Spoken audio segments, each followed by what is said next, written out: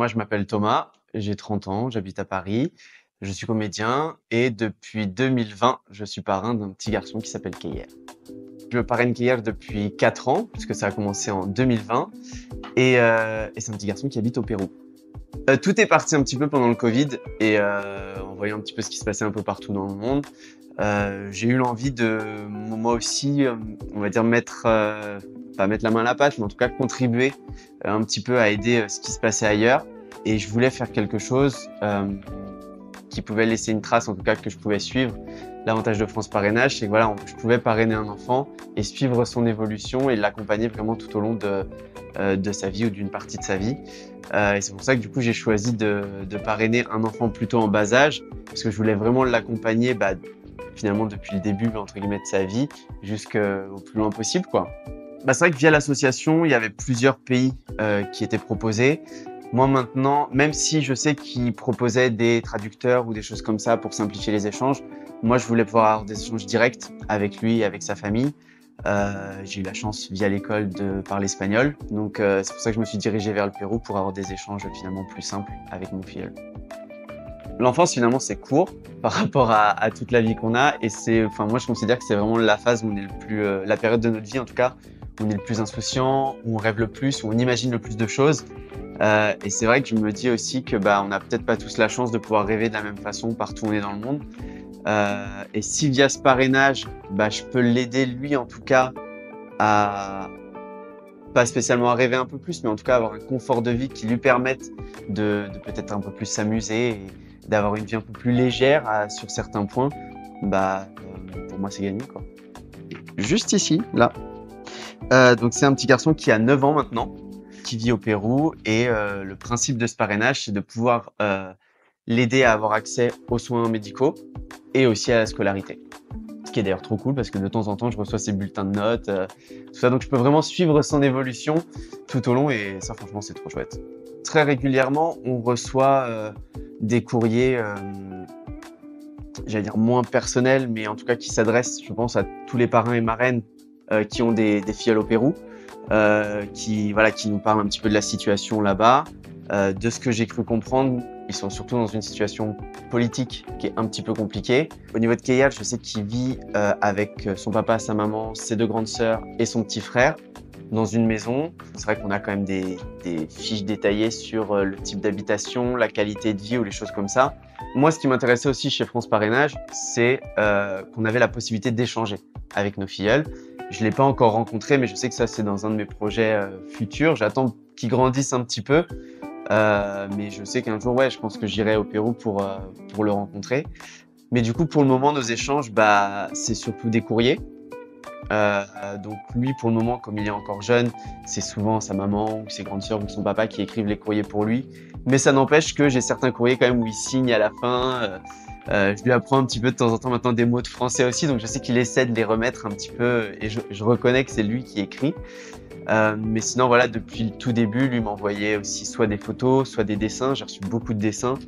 Là, j'ai celui-là, par exemple, qui m'avait envoyé pour Noël. Donc voilà, j'avais pas mal de dessins comme ça. J'en ai un autre aussi. Hop, je prends juste ça. Parce qu'évidemment, j'ai fait un classeur où je mets tous les courriers dedans pour ne rien oublier, ne rien perdre, surtout de tous ces échanges, quoi. Enfin, il y a 1 milliard de choses. Je pourrais vous montrer 1 milliard de choses, hein, mais moi, je sais que celui-là, ça, c'était vraiment le tout premier qu'il m'avait envoyé. Là, où je lui demandais, ce qu'il voulait faire plus tard, ce qui le passionnait et tout.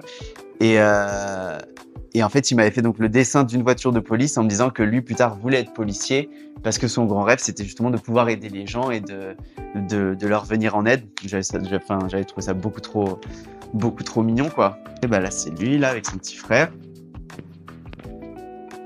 Ici aussi, trop chou. Par exemple, là, sur celui-là, là, à la fin, il avait écrit au revoir parce que j'avais cru que c'était comme ça qu'on disait adios. Ça, c'est le dernier en date. Petit camion. Donc voilà, c'est vraiment le genre d'échange qui fait toujours plaisir. Moi, de mon côté, j'essaie aussi de lui partager un petit peu ma vie, mon métier. Je lui envoie des photos, ma famille, tout ça. Parce que je sais que moi, ça me fait plaisir quand lui échange sur sa famille, sur ce qu'il fait, son temps libre, l'école, tout ça. Donc j'essaie moi aussi que ça soit pas une relation à sens unique, mais que ça soit vraiment un échange des deux côtés. Euh, Parce que c'était aussi ça que je recherchais. Enfin, juste faire un don pour faire un don, ça m'intéressait pas. Attention, c'est déjà très bien. Il y a beaucoup de gens qui le font à plein d'autres associations et c'est trop chouette. Moi, c'est vrai que j'allais dire peut-être plus égoïstement, je sais pas, mais je cherchais quelque chose en plus, je cherchais à créer une vraie relation.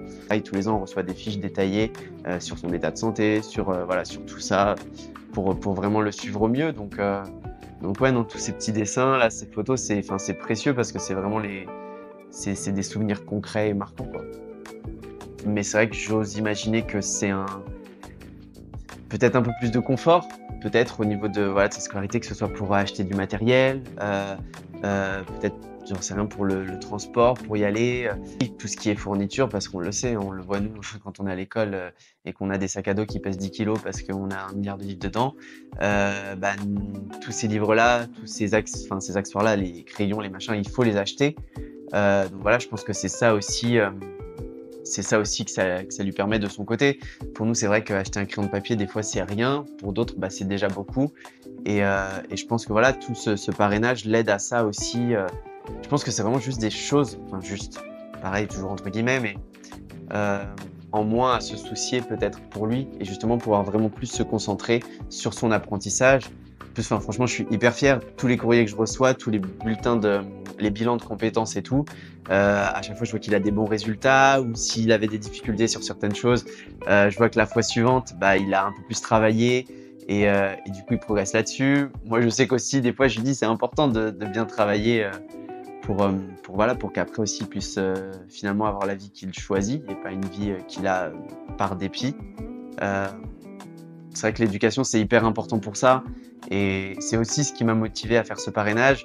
Santé, éducation, c'est des choses qui pour nous semblent acquises et basiques. Pareil, pour d'autres, c'est presque finalement un luxe. Donc, ouais, pouvoir lui donner accès à ça plus facilement, je trouve ça chouette. Bah, c'est le côté humain avant tout, hein. C'est le fait de pouvoir suivre ce petit bout depuis son plus jeune âge à voilà, le plus loin possible.